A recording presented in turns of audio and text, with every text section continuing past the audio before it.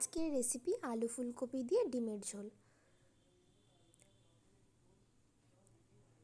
প্রথমে একটা বাটির মধ্যে আলু ফুলকপি আর সেদ্ধ ডিম নিয়ে নুন হলুদ মাখিয়ে নেব।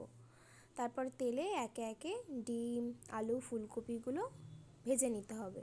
প্রথমে ডিম ভেজে নিলাম, তারপরে আলুগুলো ভেজে নেব। আলু ভাজা হয়ে গেলে ফুলকপিগুলোও ভেজে নেব।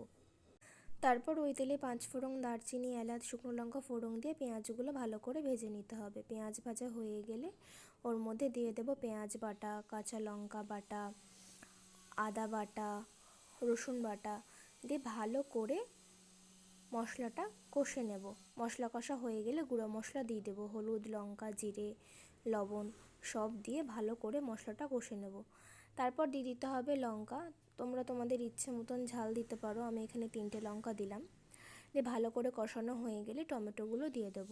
টমেটো দেওয়ার পর ভেজে রাখা আলুগুলো দিয়ে ভালো করে কষে নিয়ে পরিমাণ মতন জল দিয়ে দেব।